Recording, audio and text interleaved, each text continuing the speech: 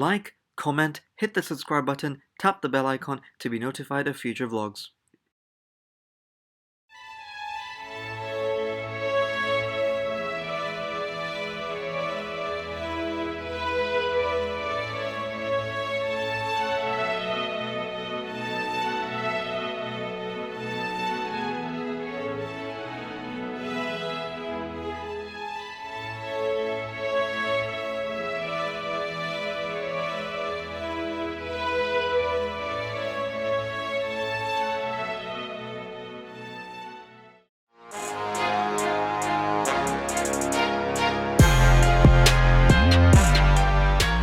Buongiorno, benvenuti a Firenze. Firenze è una bellissima città.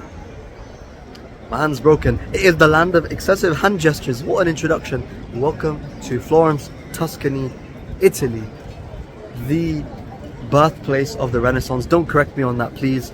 But it is a place incredibly rich in the arts, in the architecture, in the heritage of Italy, especially during the Renaissance period, as it was the home of many artists. Even if it wasn't the home, it was the home of so many institutions which provided the education for the rise of so many artists in Italy, including Michelangelo, Leonardo da Vinci, Botticelli, and beyond, and Brunelleschi as well. And also, technically, Galileo was from Pisa, but of course, out under the Duchy of Florence and so on. So that also counts as well. And Galileo was not a painter, obviously, the polymath and engineer, amongst other things. But that's Florence. It is truly incredible. It's a UNESCO World Heritage Site, and it, during its heyday, I mean, not that it's lost its status, but comparatively, 14th, 15th century, one of the most important trade and financial centers in Europe. It was one of the wealthiest cities in Europe in its time, and a big part of that credit goes to the House of Medici. The Medici family played a huge part in the growth and development of Florence, building up their banking system, including the Medici Bank. And they were patrons for so many artists here. So many of the paintings and sculptures here were either commissioned by them or collected by the Medici family. And once the Medici family, of course, gained enough influence, they were also at one point rulers, by the way, within Florence, but also the wider family became rulers, kings and queens in other kingdoms. It is truly an incredible city, and I'm so excited to show you this. And we're going to start with the building behind me, the Cathedral Florence, or the Duomo di Firenze. The construction of the Duomo di Firenze started in 1296 and structurally completed by 1436 in the Gothic style. Its dome was the largest in the world upon completion, and without any surprise, today the cathedral is a UNESCO World Heritage Site and stands at a height of 153 meters.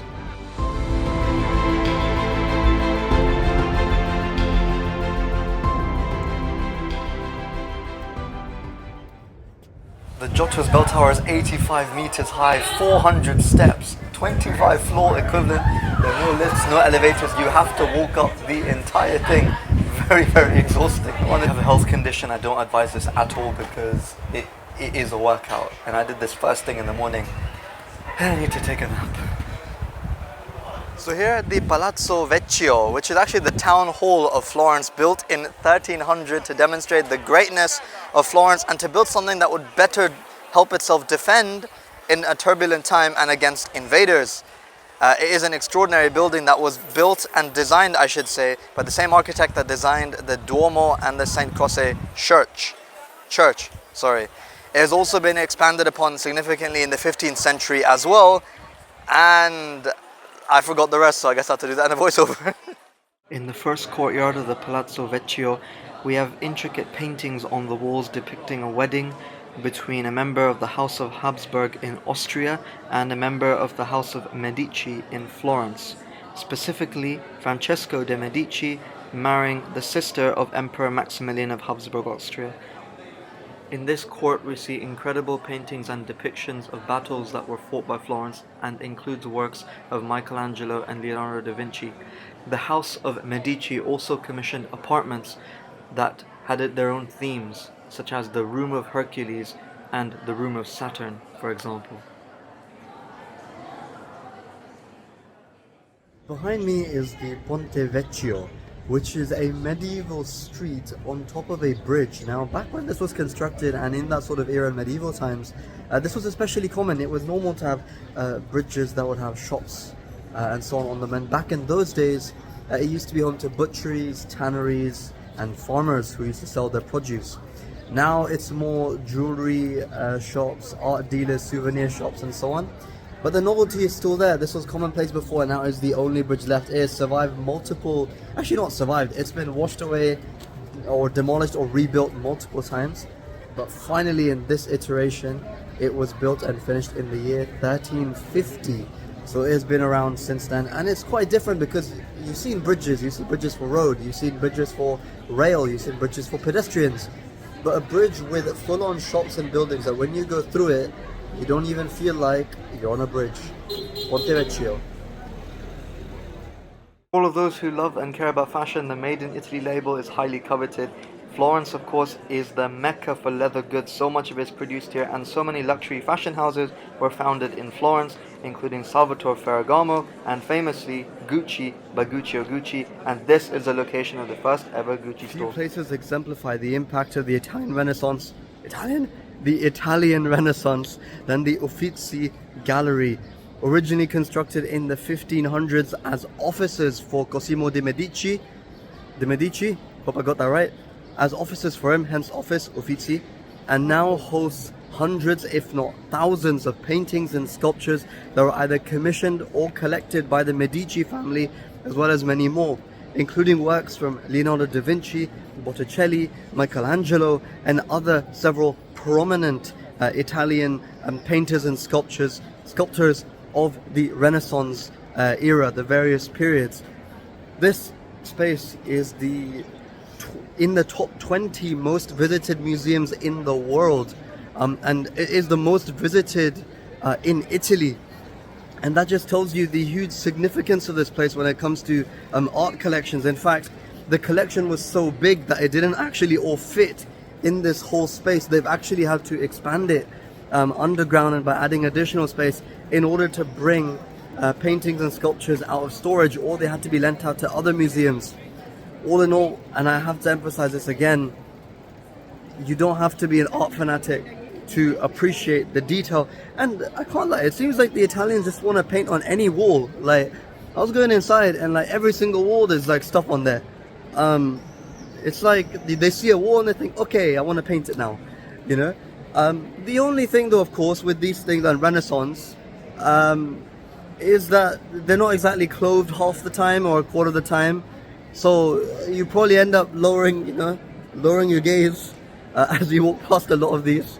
But it doesn't take away from the beauty of it. And I think one thing for me is in appreciating the beauty of what human creation can do, it does lead me closer to God. And that's a crazy thing to say, I know, because a lot of these travels that I've been doing has been to Christian countries, right? Obviously, Spain, Italy, Belgium, Hungary, basilicas, cathedral, churches, and so on. But traveling really does bring me closer to God, because it allows me to explore different cultures, different ways of life, appreciate the diversity and beauty of the creations of God. And that is why I love it. That's why, especially solo, by the way, I should emphasize that. When you go as a family, you know, it's mainly about the journey, it's about the people, not so much necessarily what you're actually seeing. Whereas when you go yourself, you're in your thoughts a lot more, you're thinking about yourself, you're thinking about what's around you, you're more conscious. And I think that consciousness really emboldens and builds my connection to those around me, opens up perspectives and brings me closer to God. But yeah, that's a deep reflection for the day. If it wasn't obvious from my croaky voice, I was fighting a really bad cold in Florence, so please bear with me. A trip to Italy and Florence is never complete until you have ice cream. Actually, ice cream is not the correct term. It's gelato. Now, we use the terms gelato and ice cream interchangeably. Oh my god, it's melting. In the UK, but what's the difference between them? Is there a difference? Yes, there is. I'm talking quickly because this is melting very quickly and I'm in the sunlight. But gelato has a higher proportion of milk, whereas ice cream has a higher proportion of cream. We have two flavors here today, pistachio and hazelnut. Both very tasty flavors. Italy's food is known the world over. I couldn't resist coming to try hand-tossed pizza made in a lovely wood fire oven. Although I ended up choosing an aubergine eggplant pizza, so I had more pizza later on. Regardless, enjoy the slow motion of fettuccine pasta being poured onto my plate. We now arrive at the Palazzo Pitti, or the Pitti Palace. Yes, palazzo means palace in Italian. And the name comes from Luca Pitti, who was a Florentine banker, Florentine banker, who lived here and in the year 1459. So this originates from 1459. Then, about 100 or so years later, it was bought by the Medici family. Yes, it's the Medici family again and again. Everywhere you go in Florence, you hear about the House of Medici, Medici. But yes, the Palazzo Pitti is an extraordinary building, one of the largest, from size-wise, the largest museum complex, especially south of the river here in Florence, and is home, as you can see, to thousands upon thousands of paintings, sculptures, artworks, an endless treasure of that. And even just me here, I spent 2-3 hours just here. And one thing I'd actually say, like, whilst I'm here in Florence, is I'm not an arts person. I'm really not. Like, in all this time we're talking about Florence, so much of it, you know, we're talking about the Renaissance and the arts and the emphasis on the arts and promoting it. Yes, it's true. If I had an interest in arts, the artists, and painting styles and so on, maybe I'd appreciate it more. But even myself, who doesn't really know much about it, who even in London or the UK, anywhere else, doesn't really go to an art museum or art galleries, just here, like, appreciating it so much, it really is incredibly eye-opening, and maybe it will get me to read more and learn more about the arts. Here at the Palazzo Pitti, we have the Bobolino Gardens. You have to pay extra for it. I think it's like 4 or 5 euros extra, and as much as it is a nice garden, I don't know why it's 4 or 5 euros. Alright, so I said all that before seeing the rest of the garden, so that was premature. But the Boboli Gardens was opened in 1766 and originally designed for the Medici family, and it serves as a fine example of the Italian garden that later served as inspiration for many European courts. Final day, it's time to embark on a 1-hour train journey to a place I've heard of ever since I was a child. Yes, it's Pisa.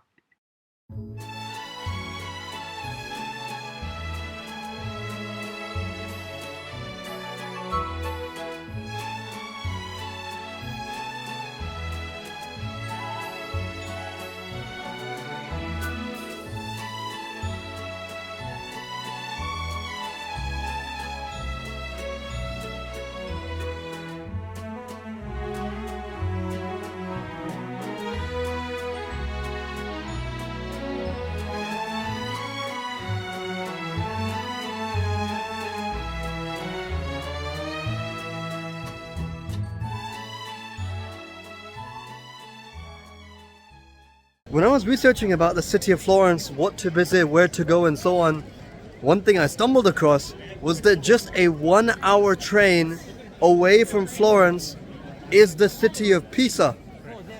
And I thought to myself, surely I have to. Since I was a kid, I'd always seen the pictures and videos of the Leaning Tower of Pisa.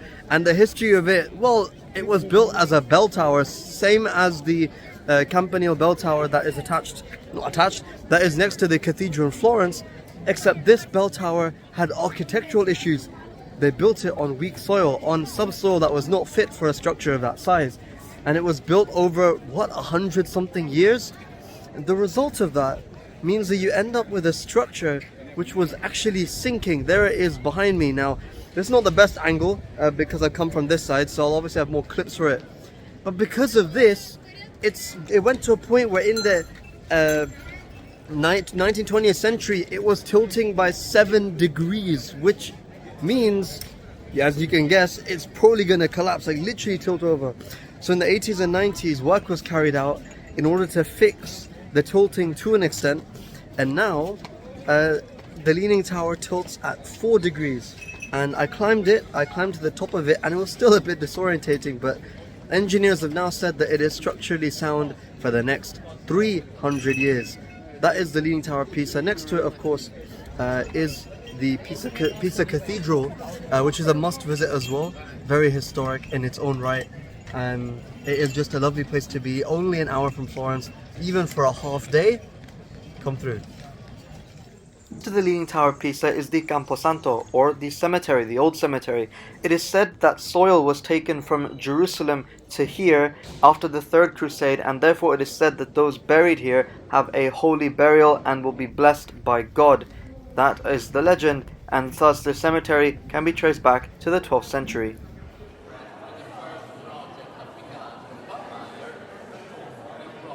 In between the Leaning Tower of Pisa and the old cemetery is the Pisa Cathedral, the Duomo di Pisa. The Duomo di Pisa completed construction in 1092 and is the seat of the Archbishop of Pisa and is built in the Romanesque style and is a medieval Roman Catholic cathedral. The cathedral takes architectural inspirations from Muslims, Armenians, and the Byzantines as well. The Muslim influence is clear in the acoustic of the architecture, such that, of course, the Muslims used acoustics to their benefit in order to raise the call to prayer, and the Christians took inspirations for this for their own services. Then, after 3 days in Tuscany, that really wraps up this amazing trip, and I totally see myself coming back to Italy again. Maybe with friends, maybe with family, maybe with someone else special. Either way, thank you so much for watching this vlog. Like, comment, and subscribe. Ciao!